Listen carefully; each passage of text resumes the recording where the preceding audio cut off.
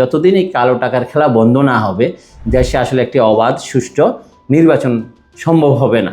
আমি আর মাহমুদের নির্বাচন সঙ্গে ভাগিনাদের কিছু অন্তর্ভুক্তি আছে কিনা এটা বিবেচনা করার বিশেষ প্রয়াস রয়েছে।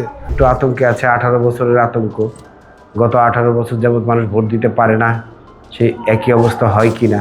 স্বল্প সংখ্যক ব্যানার লাগাই, সেই ব্যানারগুলো টিকে না, পরের দিন দেখি শেষ হয়ে যায়, কিংবা ব্যানারের উপর ব্যানার লাগছে। কাস্তে মার্কাটা হচ্ছে মানুষেরই মার্কা, এটা তো লুটপাটের মার্কা না। নির্বাচনে একটা বিশাল টাকার খেলা হচ্ছে। দেশ জুড়ে ভোটের মাঠে বিএনপি জামাতের দাপটের মধ্যে অনেকটাই কোণঠাসা অন্যান্য দলগুলো। রাজধানী ঢাকার অবস্থা একই, তবে ব্যতিক্রমী বার্তা নিয়ে মানুষের দুয়ারে দুয়ারে যাচ্ছেন বামপন্থী প্রার্থীরা।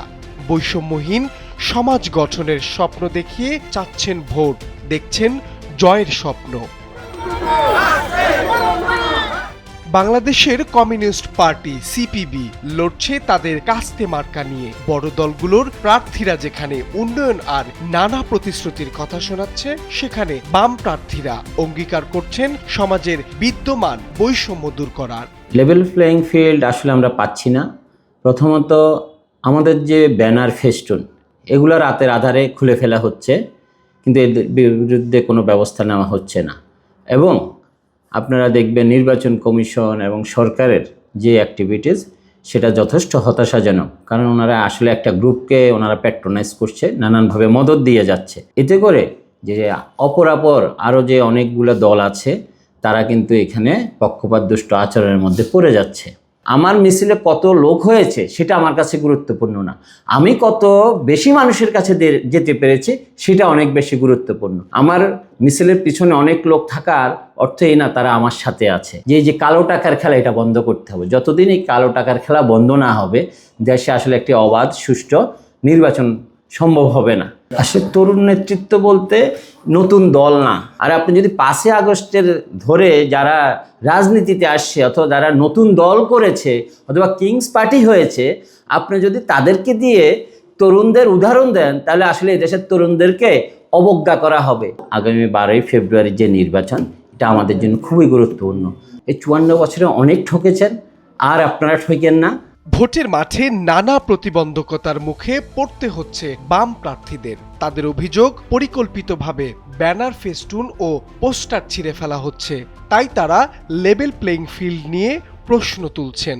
নির্বাচন আচরণ বিধি লঙ্ঘন হইতেছে যথেষ্ট পরিমাণে, এবং রিটার্নিং অফিসারদের ফোন করেও আসলে এটার কোনো আমরা ফলপ্রসূ রেজাল্ট পাইতেছি না। আর এমনি সুষ্ঠু নির্বাচন হলে প্রতিদ্বন্দ্বিতাপূর্ণ নির্বাচন হবে আশা করি। একটু আতঙ্কে আছে, 18 বছরের আতঙ্ক। গত 18 বছর যাবৎ মানুষ ভোট দিতে পারে না, সেই একই অবস্থা হয় কিনা। কাস্তে মার্কাটা হচ্ছে মানুষেরই মার্কা, এটা তো লুটপাটের মার্কা না। এই মার্কার মানুষ কখনো লুটপাট করতে পারে না। এর আগে আমাদের যারা নির্বাচিত হয়েছে, কমরেড মোহাম্মদ ফরহাদ উদাহরণস্বরূপ যদি বলি, এরকম অসংখ্য সংসদ সদস্য হয়েছে, যারা সংসদ সদস্য হয়ে তাদের যে সম্পদের পরিমাণ এক বিন্দুও কখনো বাড়ে নাই। এবং এখন যদি দেখেন যে গত 17-18 বছরে যারা সংসদ সদস্য ছিল, সেই সংসদ সদস্যদের সম্পদের পরিমাণ এত পরিমাণ বেড়ে গেছে। আর আমাদের উপর এইটুক ভরসা করতে পারে, যেহেতু আমাদের আগের ইতিহাসও দেখছে যে আমাদের কেউ সংসদ সদস্য হওয়ার পরে তাদের সম্পদের পরিমাণ বাড়ে নাই। আমরা মানুষের জন্য কাজ করেছি। বাধা উপেক্ষা করেই প্রচারণা চালিয়ে যাচ্ছেন বাম প্রার্থীরা। ভোটের মাধ্যমেই পরিবর্তন আসবে সমাজে। বৈষম্যহীন বাংলাদেশ গড়ার আহ্বান জানিয়ে কাস্তে মার্কায় ভোট চাইছেন তারা। কাছে মাঝে মাঝে মনে হয় যে এটা আমি আর মাহমুদের নির্বাচন সঙ্গে ভাগিনাদের কিছু অন্তর্ভুক্তি আছে কিনা এটা বিবেচনা করার বিশেষ প্রয়াস রয়েছে। স্বল্প সংখ্যক ব্যানার লাগাই, সেই ব্যানারগুলো টিকে না, পরের দিন দেখি শেষ হয়ে যায়, কিংবা ব্যানারের উপর ব্যানার লাগছে। তো এইটা তো নির্বাচনী লেভেল প্লেইং ফিল্ড না। আমরা টাকার খেলা চাই না।